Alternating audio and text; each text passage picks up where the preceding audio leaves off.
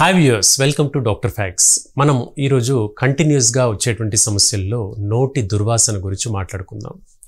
నోటి దుర్వాసనను హాలిటోసిస్ అనేటువంటి సమస్యగా చెప్పుకుంటాం.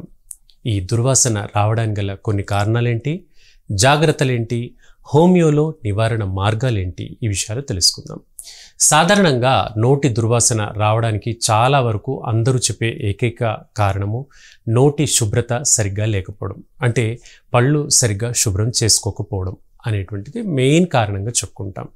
అయితే నేను రోజుకు 2 సార్లు బ్రష్ చేస్తానండి, ఉదయాన్నే బ్రష్ చేస్తాను, రాత్రి పడుకునే ముందు కూడా బ్రష్ చేస్తాను, అయినప్పటికీ నోటి దుర్వాసన తగ్గట్లేదు అనేటువంటి కంప్లైంట్ ఎక్కువ మందిలో చూస్తుంటాం. వీటికి కొన్ని కారణాలు మనం చెప్పుకుందాం.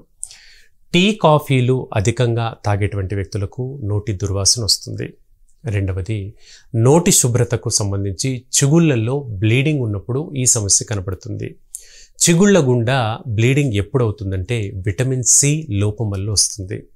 శరీరంలో విటమిన్ సి లోపం ఉన్నప్పుడు చిగుళ్ళు మెత్తపడతాయి, చిగుళ్ళు తన సాగే గుణాన్ని కోల్పోతాయి, రిసీడింగ్ గమ్స్ అవుతాయి. అంటే పన్నును ప్రొటెక్ట్ చేయాల్సినటువంటి చిగుళ్ళు పైకి వెళ్ళిపోతూ ఉంటాయి, పైకి సాగిపోతూ ఉంటాయి. దానివల్ల మనకు నోటి దుర్వాసన వచ్చే అవకాశం ఉంటుంది.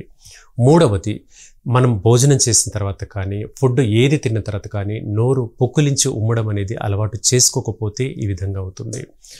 నాలుగవది, దంతధావనం చేస్తుంటాం, పళ్ళు శుభ్రం చేసుకుంటాం, కానీ సరైన రీతిలో శుభ్రం చేసుకోకపోతే క్యావిటీస్ ఏర్పడి ఈ ప్రమాదానికి దారితీయవచ్చు. సరైన శుభ్రత అంటే మనం బ్రష్ చేసుకున్నప్పుడు సర్కిల్స్లో బ్రష్ చేసుకోవాలి, గుండ్రంగా సర్కిల్స్లో బ్రష్ చేసుకోవడం సరైన పద్ధతి. తర్వాత నిలువుగా పైకి కిందికి బ్రష్ చేసుకోవడం సరైన పద్ధతి. అలా కాకుండా చాలామంది బ్రష్ చేయడం అంటే లెఫ్ట్ టు రైట్ చేయడం అనేది చేస్తుంటారు. దీనివల్ల పళ్ళు పలచబడిపోతాయి, పంటిపైన ఉండేటువంటి సన్నటి పొర ఉంటుంది, దీన్ని ఎనామిల్ అంటాము.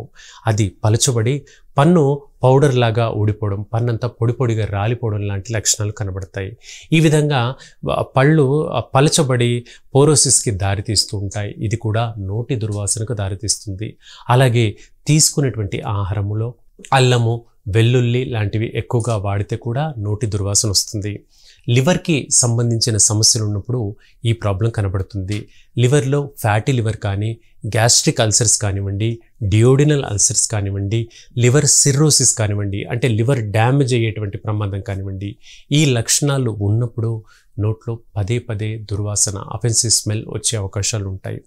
చాలామంది లవంగం లేదా ఇలాచి నోట్లో పెట్టుకొని కాసేపు చప్పరిస్తే నోటి దుర్వాసన తగ్గుతుంది అని అంటారు, కానీ ఇది తాత్కాలిక ఉపశమనమే. అలాగే ఈ పద్ధతిని కంటిన్యూస్గా చేయడం మూలంగా గ్యాస్ట్రిక్ సమస్య దారితీస్తుంది. తర్వాత శరీరానికి సరైనటువంటి నీటి శాతం తగ్గకపోతే కూడా ఈ ప్రాబ్లం ఉంటుంది. అంటే ఒక వ్యక్తి సగటున 3 నుండి 5 లీటర్ల వరకు వాటర్ తీసుకోవాలి. అంతకంటే తక్కువగా వాటర్ తీసుకున్నప్పుడు నోటి శుభ్రత సరిగ్గా లేక నోరు తడారిపోయి ఈ దుర్వాసన ప్రాబ్లం వస్తుంది. అలాగే కొన్ని రకాల డెంటల్ ట్రీట్మెంట్ జరుగుతున్నప్పుడు ఆ ట్రీట్మెంట్కి 6 నెలలు, ఏడాది, 2 సంవత్సరాల పాటు కంటిన్యూస్ ట్రీట్మెంట్ అనేది డెంటల్ ట్రీట్మెంట్లో జరుగుతూ ఉంటుంది. అలా డెంటల్ ట్రీట్మెంట్ ఎక్కువ కాలంగా జరుగుతున్న క్రమంలో కూడా శుభ్రతకు మనం సరిగ్గా చేసుకోలేము. దానివల్ల కూడా స్మెల్ అనేది కంటిన్యూస్గా వస్తుంది, బ్యాడ్ బ్రెత్ అనేది కంటిన్యూస్గా వస్తుంది. ఇక ముఖ్యమైనటువంటి చివరి అంశాలు ఏంటంటే మలబద్ధకం వల్ల కూడా ఈ కంప్లైంట్ కనబడుతుంది.